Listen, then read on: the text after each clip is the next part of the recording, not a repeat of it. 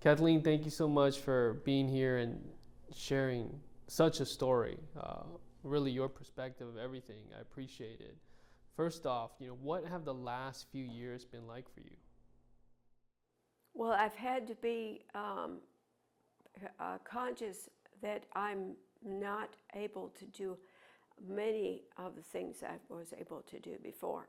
Because when I had my stroke, at the time I didn't realize that I had no voice, literally.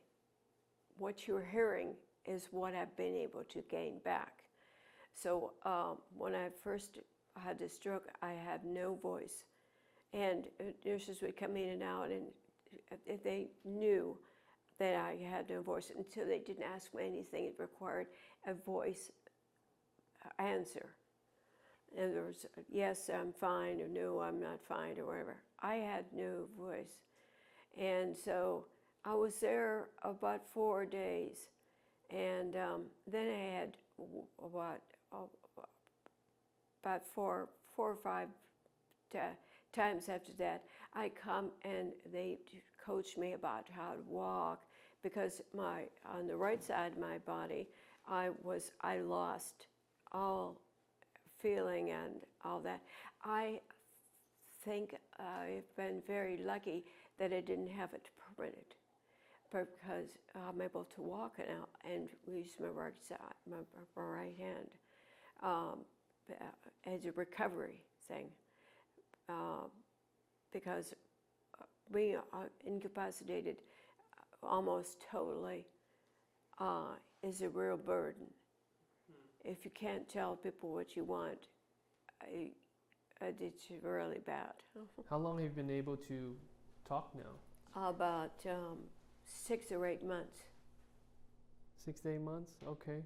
I'm glad you're able to speak so well now. I mean, that's tough getting through the stroke, but how did you survive in these horrific conditions in that home? I mean, you didn't even have a working toilet, from what I learned. Yeah, that was really bad. But anyway, I was able to go outside or clean up after myself using a tub. It could be bad. In April, I seemed to have so many places to go. She'd leave in the morning and come back in the afternoon for a couple of hours, and then leave again and come back at night. And she'd never tell me where she goes. And she took my telephone and my computer, so I wasn't able to communicate with anybody, especially if I had, there had been a emergency situation, or if I fell down again, for example, I wasn't able to, didn't have a phone to call anybody, even 911. And in the midst of all this, there are dozens of dogs that are living in that home. Yeah. Special needs dogs. Special needs dogs. Some had use of their forelegs, and they'd fold up their back legs and drag themselves around. And she really thought she was being kind to them. But when you have to wrap up a dead dog, put it in the refrigerator, she had several in the refrigerator, in the freezer section, in the bottom and the back of the freezer, and we're out of the way. When did this start getting out of control, really? Do you remember? Well, apparently she began to get an awful lot more dogs. In other words, she used the 2 bedrooms were full of dogs, so we weren't able to sleep there. And she had some in the backyard, and she bought tents to give them shade. But became obvious that terrific heat wave that we've been having wasn't conducive for their comfort. So she'd have to bring them into the garage, and then have a fan to keep the air moving, because there's no accommodation for anything. When you're in the garage, think about opening garage door to get in your car. You don't want to be in your garage. In the 115-degree heat outside. It's the very smell, bad. And the smell, yeah. I mean, you lived through that. Did you, at some point, show your concern to her? Did she say anything about the issues? You guys talk about that? Well, no, because everything the dogs did was wonderful. And there was no complaint about the dogs from her. And if they were too noisy or whatever, she'd keep the noise down by telling them, you got to be quiet. So in her mind, she was caring for the dogs, even though they clearly lacked care and were dragging themselves across the ground and the waste was everywhere. But she felt that she was doing a service. Yeah. And so whatever you said about it, it was pointless? Meant nothing. It was pointless, yeah. Because I didn't know anything. I didn't know how to care for dogs, etc. So the only thing I was able to do was keep their water dishes full. They have a section of the kitchen where they would be able to go and get a drink of water, and I made sure that they were always full. What was the night of September 22nd like for you, when police showed up with the warrant? That was a real surprise, because I thought they were going to take 2 or 3 of the dogs. She had too many of them, and they ended up taking all of them.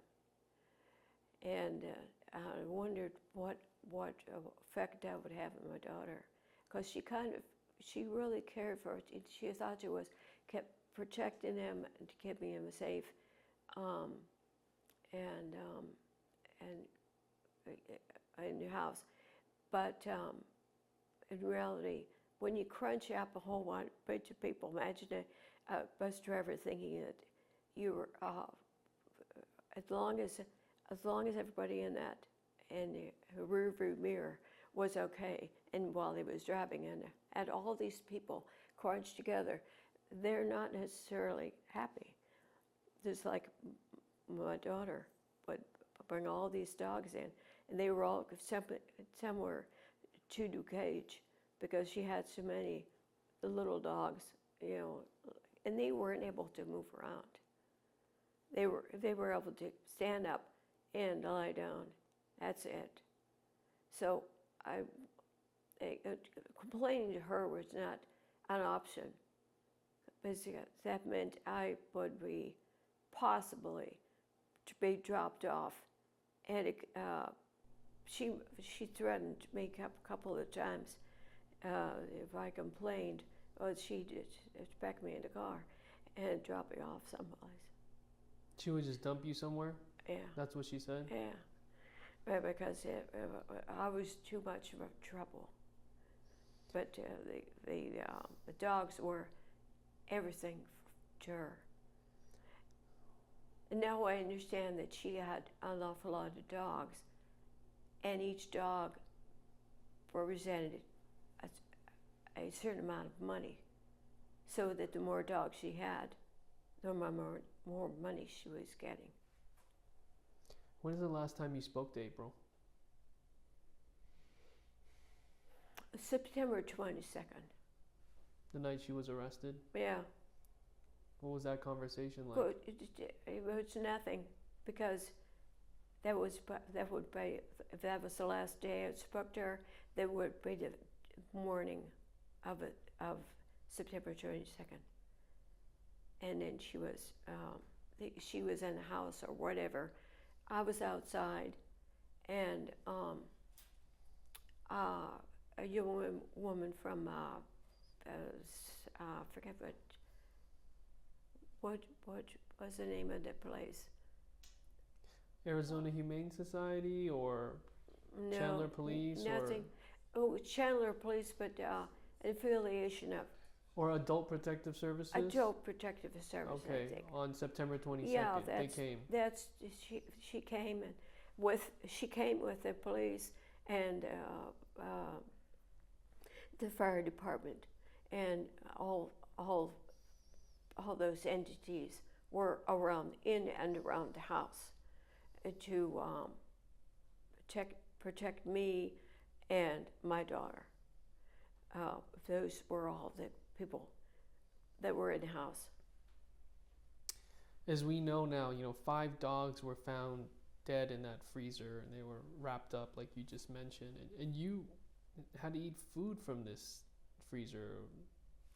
I mean, how would you describe your health since moving in, and I guess the evolution or the lack of it going through all this?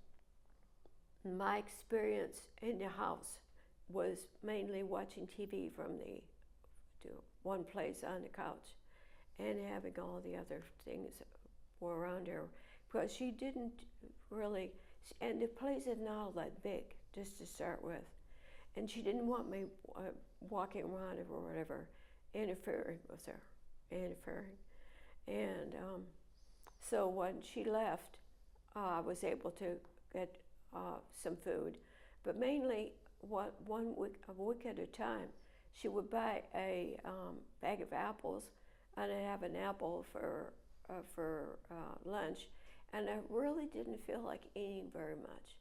Now I understand that the air quality of the house was so bad that they took all the dogs. They didn't want the dogs. They were more concerned about having the dogs there. But of course, that's going to be the case because they weren't able to complain. Yeah, these dogs had no voice. They could barely move. Right. Your voice didn't matter in this case. Oh, totally. I mean, you were eating apples one weekly? apple. Yeah, one apple for lunch.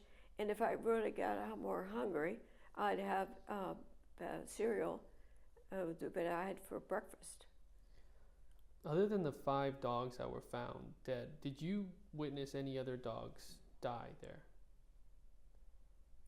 Well, she had one dog, 2 dogs at different times, was not moving in his cage, and she really liked that dog or whatever, thought it was kind of cute or something, that she really cared about it. And another dog, she let them lay in there, and didn't take them out. She didn't take them out for a long time, a day or 2, and wrapped them up and put them in the freezer. So those 5 are the 5 dogs that you've seen die? Probably the 5, yeah. She left them in the crate or kennel for a couple days though first, before taking them out. Yeah.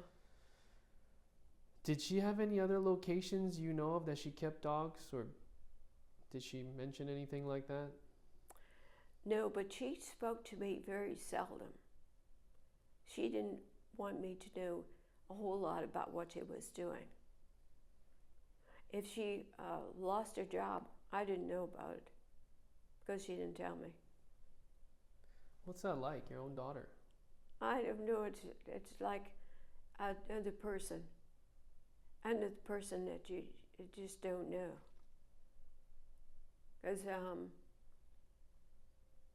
she didn't physically harm the dogs, but she put them in such a strange situation.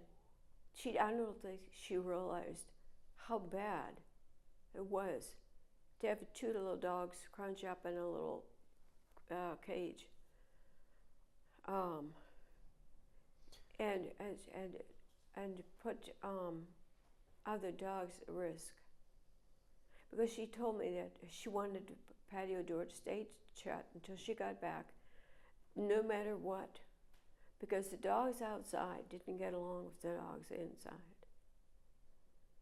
You were allowed to go in the backyard, but you weren't allowed to go out through the front door, correct? I couldn't.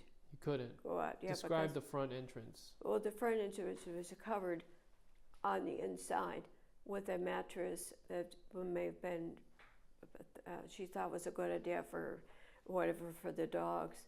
Because sometimes she would have a little mattress in their cage for the dog. And then something else. So it was too much to try to get out of the door. How often would you go into the backyard and to just relieve yourself, basically? Two times a day. And I told her that it would be good to have somebody come and look at the toilet, working toilet. And then she said, oh yeah, I'll get to it. It was like that for a long time. Yeah. Did you ever want to go out in the backyard and just scream for help? I was just going to describe that scream. Well, aside from the fact that one I woke up and couldn't talk at all, and I was lucky that other people seemed to know what I needed. When you're in a hospital laying in a bed, you don't need a whole lot. But except food, and they feed me. But I didn't have aware of or able to voice my opinion until after, maybe a year or 6 months after I got back to the house. And then I'd give up. One attempt to talk because it took so long. She get too frustrated along with me because I was not able to give voice to my opinions and stuff. So I just didn't talk very much. Did she ever hurt you? Oh, 2 times before, shortly after I got in, she'd been talking to me. She'd been talking to me while I was standing like this, and then it disappeared. And all of a sudden, I was on the floor because she pulled my leg out from under me, and I did that. She did that 2 days in a row, and because we went to the library, and I met these 2 people who helped me and seemed to understand my situation, and then wrote a letter to her, which she read to me. Said, "This case is closed." Well, I thought, no, I've got no hope at all, But then she stopped forcing me on the floor because she realized that at some point, maybe somebody wondered what happened to me. In other words, if I were laying on the floor, well,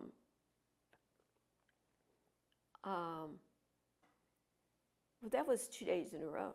She did that, but I think she realized that she had to control herself, because she was accustomed to giving all of the orders and feeding the dogs, and the dogs will do whatever you want, realistically. But humans are different. Did she verbally abuse you too? She always managed to tell me, say something demeaning, that I would not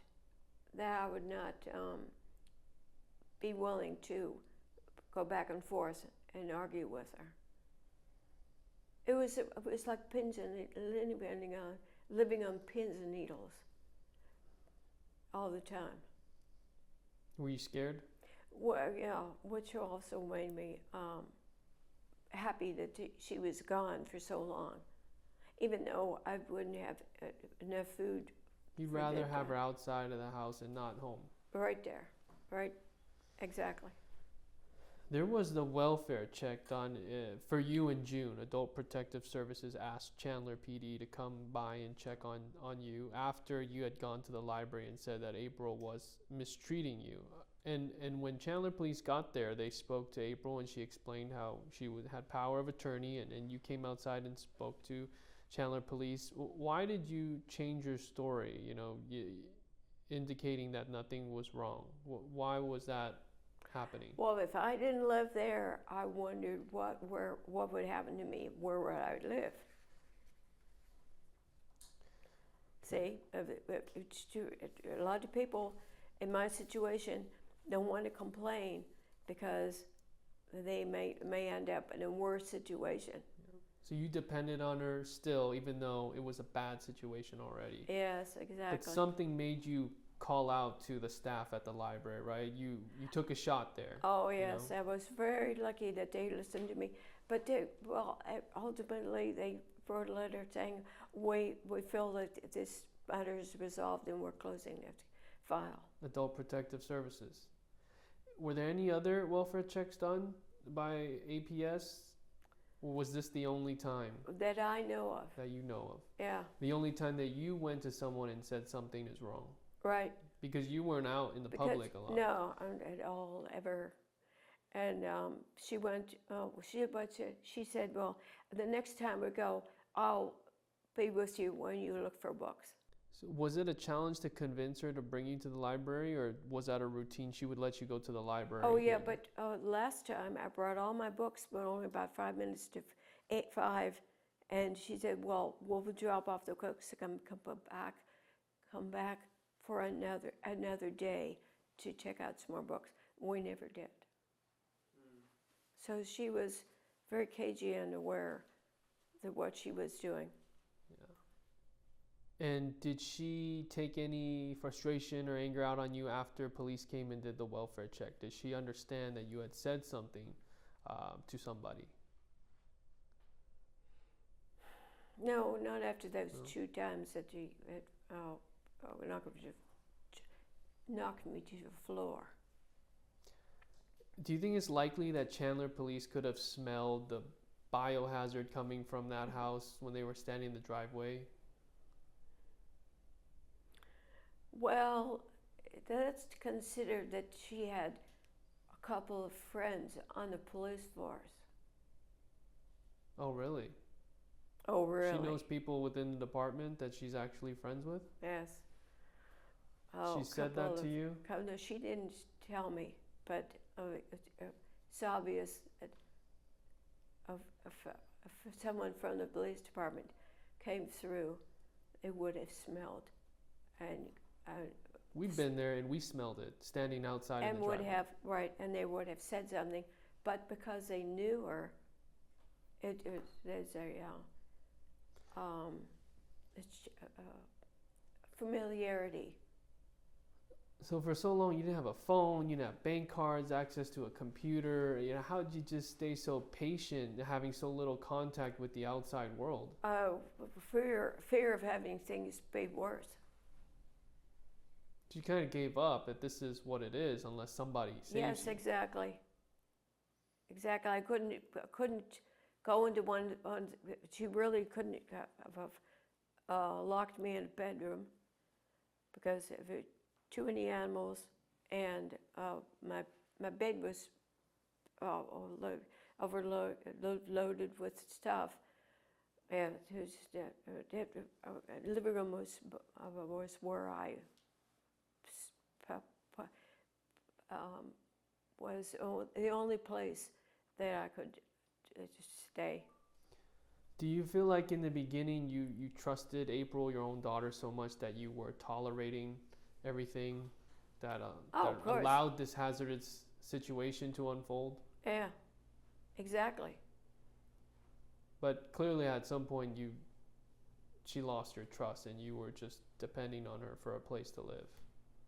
That's exactly right. Now she's got my Social Security check and a bank that had all of the money I got from the sale of my house. She has power of attorney, medically, financially. You haven't had access to your money in a long time, and you don't have your ID. Right, exactly. And she threw away my driver's license, and you can't believe what trouble you have. My daughter, or my sister, has been helping me get, we ended up having to get send a birth certificate to Pennsylvania to get my ID, so I can establish a driver's license or an ID with a picture and get to open a bank account. I can't do any of that because all that has been taken away from me. Yeah, it's a long process. Do you feel like Adult Protective Services failed you? Oh, not since they got involved. When they got involved, at the beginning, when they were helping me at the library, and they let me down by sending a letter telling me, and she got everything. She got the mail, of course, and we considered this matter closed. Does that make you angry that they just closed the case? Well, you know, if you hold all that, like my sister was saying,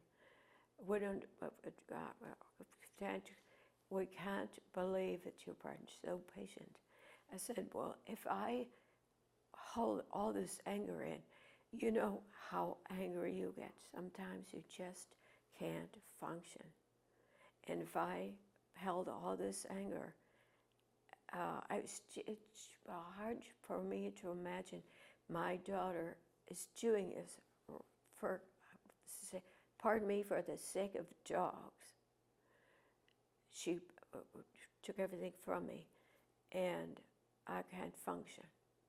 I don't know what I'd do without my sister helping me drive around different places to establish my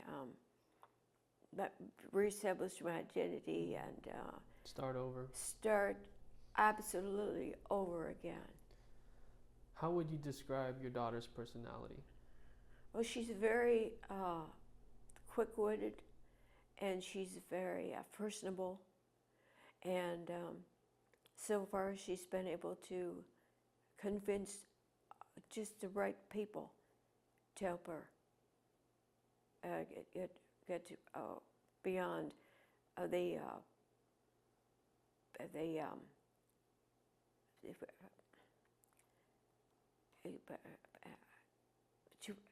to function, and now I'm able to talk to you, whereas I didn't have a voice 2 years ago, and I got it all back. I feel like I don't have it all back, but I got 98% of it back. How did she convince so many rescues to give her these dogs? Do you know? I mean, because a lot of people say she was just so good, like she felt good, her vibe, appealed to them, and they just trusted her. That's her secret. That's her secret for getting along. She has a personality to convince people. I can't explain it otherwise. She never told me anything, because most of what she told me would be lost anyway. I'd have to ask her again the next day, because along with losing my voice, I lost a lot of my memory with the stroke. And we know her real name is April McLaughlin, right? Well, why does she have so many aliases? Sydney McKinley, Taylor McKinley. Have you heard these names that she's used? Right now, she's using that in court, Sydney McKinley. Did she say these names in front of you? Every so often, I hear a name. April Addison? Yeah, and that's... These are made up? Well, the April part of it is I know that, but yeah, her other aliases you've heard? I've never... She must have 10 of them that she's made up to use to different places, entities, in order to get whatever she wants to get out. And you know, they don't. Most of the time, we give our name, and it's expected that we are conveying the right information. It would be difficult to imagine you would go and somehow try to figure out what the name that I was giving you was correct. We don't check somebody's name or doubt that my name is whatever it is and your name. Give me, people give me. You presume that they're telling you the truth, and the name they're giving you is the right one. People don't check. We don't imagine that we have to. Are you shocked that she would request 47 dogs back after the authorities just went into her home and saw how dogs were living, and she wants custody back? Oh, well, I know for a fact he won't be getting them back. But, because that's what they told me. They had euthanized some dogs, and some dogs they found a good home for because they had forward working legs and they barked, you know. Some people prefer that to looking at a lifetime of taking care of a dog that can't use its back legs. But what's your reaction to that? That she thinks that there's a chance she can get these dogs back? She has a vested interest in keeping as many dogs as she can because she gets money per dog where she has them. But I didn't know that until recently. And I couldn't figure out how she was able to find the money to buy the dog food and to pay for vet bills and vet visits, that sort of thing. So money, donations, items, each dog. She has to work really hard to get all that. There's a wish list for them, and she puts them on social media. Yes, exactly. Okay. Do you feel betrayed by her? I don't think she's at the plane where she thinks about me at all. I think she's only concerned about keeping the dogs going because she enjoys the dogs, she likes the dogs, but they're a source of income. And she doesn't have those, she doesn't have an income. So financial motive is what you feel. Financial, yeah. What would you want to tell April?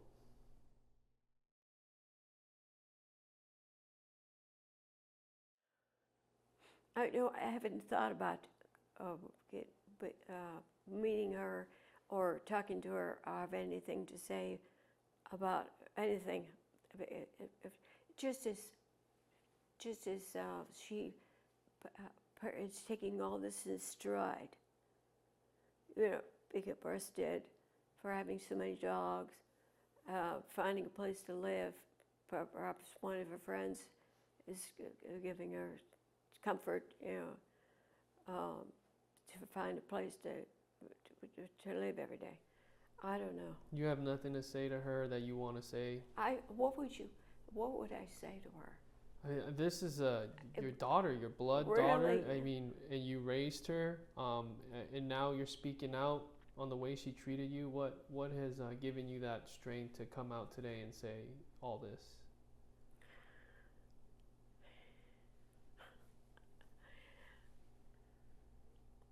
I couldn't tell you. Just talking the truth about her and her situation. And if I would ask her, why are you doing this? In other words, go back to a job, get a job, and have a few dogs, and that's all. They're normal people. The ordinary person doesn't have more than 5 dogs. Even what's his name, Arnold Schwarzenegger, he has 4. He could afford to. He has a multi-acre estate he lives on, and he certainly has the money. He has only 4 dogs. April has not been charged. She was released. The case was sent back for further investigation. So officially, she hasn't been charged with all of this, but she has been accused of animal abuse and elder abuse. Do you believe she harmed these dogs, neglected these dogs, and also are you a victim of her abuse? Well, I'm a victim of her abuse. It's to take for granted. I mean, by sitting in one place in the house, not being able to go into the bedrooms because they're full of dogs. And as far as abusing the dogs, the basic taking care of dogs is cleaning up after them. And when you don't do that, you are de facto you're abusing him. It doesn't matter because you're kind to them, feed them a lot, cuckoo, speaking nicely to the dogs because you never. Well, one dog is just.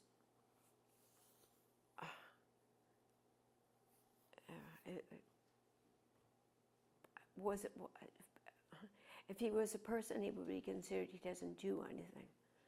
In other words, he didn't go outside to do anything. But she picked him up, and that was one dog that she abused.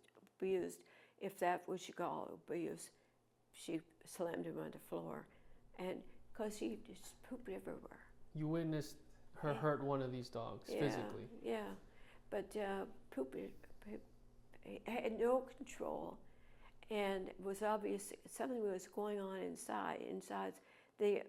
What emerged poop was just didn't look normal. That he was on his way out of life. But she kept feeding him and taking care of him, and that's part of her vet bill. But otherwise, she had all the other dogs. She would leave. Some of them would come out while another pack of dogs would be outside, because she knew that some dogs don't get along, and especially big dogs had to be separated from the little ones, because the little ones were really got on their nerves. You could tell the big ones had to be separated from the little ones, because the little ones, and the big dogs, you could tell they really they grab it. It's like to do harm to the smaller dogs, So she kept the big ones outside. It was really a chamber of horrors as far as, and she wasn't able to.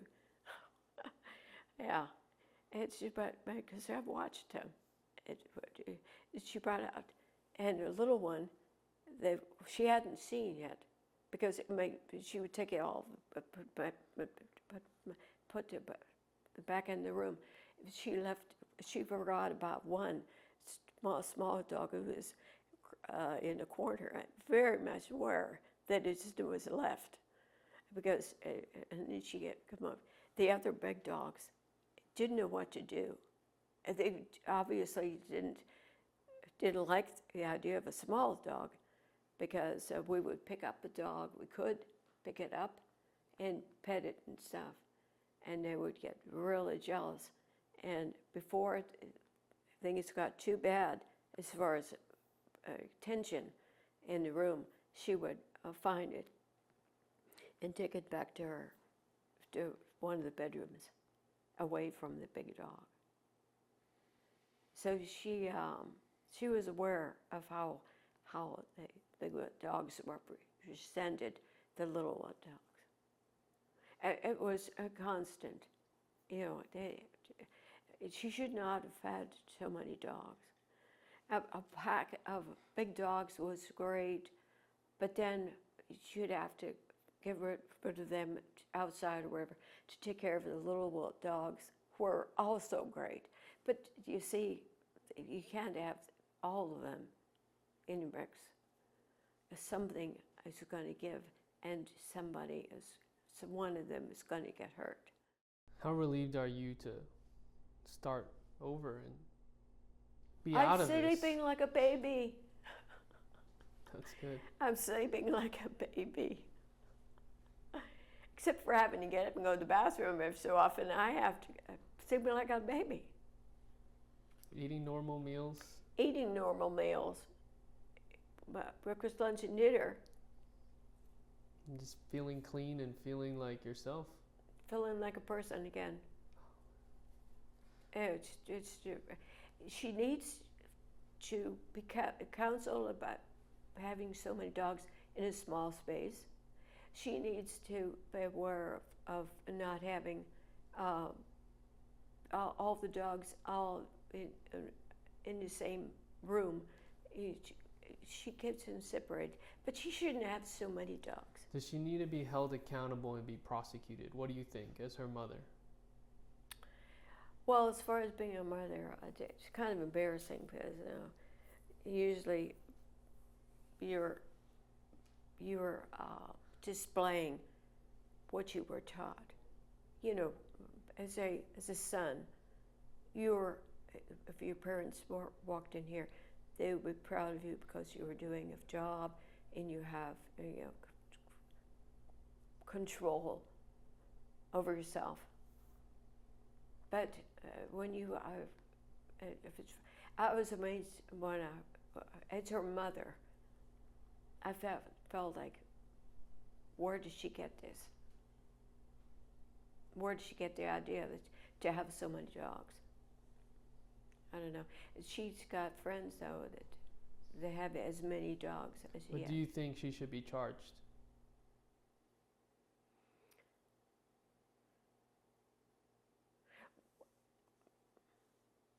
Yeah, if she's found guilty of whatever offense it would against animals.